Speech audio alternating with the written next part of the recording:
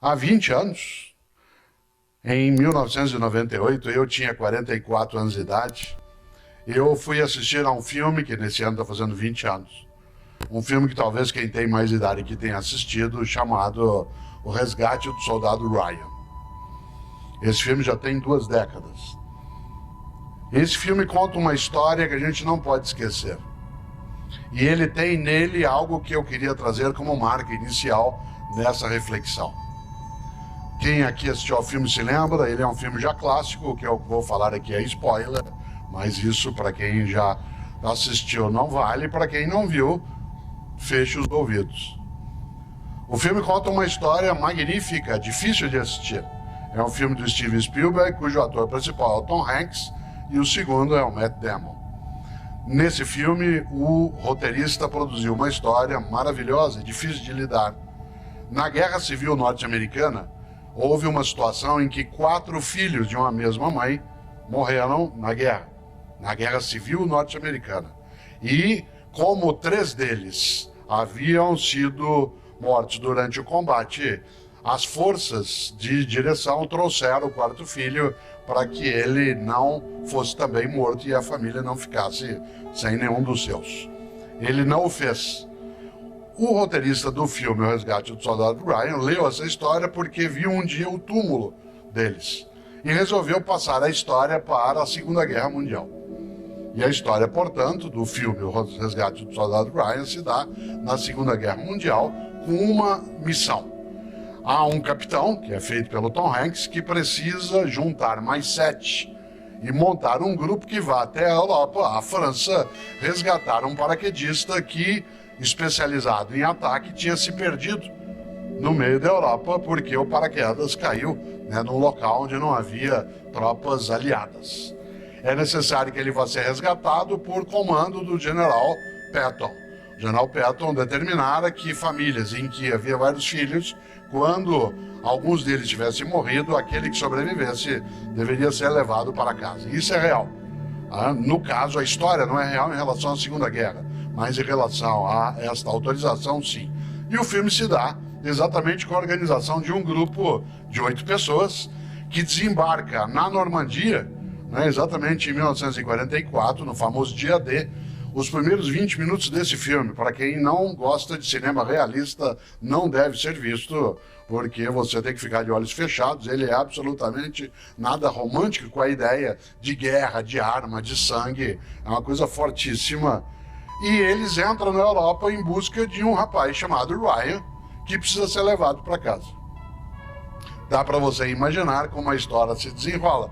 Isto é, acharam um paraquedista de uma tropa norte-americana perdido na Europa, em meio a uma guerra, ainda mais sem aqueles meios digitais que o Pedro tanto aprecia, um pouco mais complicado. E é curioso, porque eles vão pouco a pouco, vários deles vão morrendo para chegar até o soldado, e o encontram. E ele se recusa a ir para casa, ele não quer, ele quer continuar em combate, ele acha que é um dever e uma missão dele continuar no combate. Mas vários morrem para que ele possa ser salvo. E uma cena inacreditável, dificílima de lidar, é a cena quase final, em que o capitão, feito pelo Tom Hanks, ele está morrendo, porque ele enfrenta um tanque dos nazistas. E ele perece exatamente nesse combate. Pouco antes de morrer, enquanto ele está deitado, encostado numa mureta, quase já no final, o Ryan vai até ele. O jovem de 18 anos vai até ele e o capitão, segura o Ryan pela gola do uniforme, olha para ele um pouco antes de morrer e diz: faça por merecer. Faça por merecer.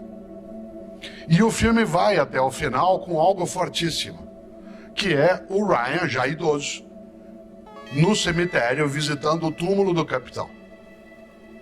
Enquanto ele está orando pelo capitão, a família dele está mais à distância, ele já bastante idoso, ele termina, ele dialoga com o capitão, agradecendo, claro, com o túmulo, faz continência e chama a esposa dele, que vem pouco a pouco, ele segura na mão dela e pergunta: eu fiz por merecer? Essa é uma das questões mais difíceis que a gente pode ter de lidar. Quando esse título da reflexão aqui hoje é: se você não existisse, que falta faria? Em última instância, a grande pergunta é: fazemos por merecer? Por merecer a existência, a vida, esse mistério magnífico do qual nós participamos e não conhecemos toda a razão? Essa vida que nós partilhamos com outras e outras formas de vida, será que nós a desperdiçamos, a colocamos fora? Cada vez que eu vejo e revejo a cena, eu me lembro dessa pergunta que ecoa dentro de mim, sem ser aqui dramático em excesso, sem ser também piegas.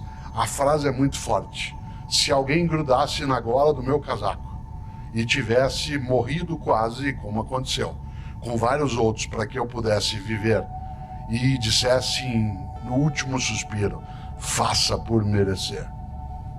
Isso é forte demais.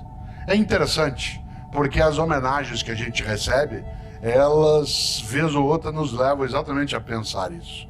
Será que nós fazemos por merecer? Merecer o quê?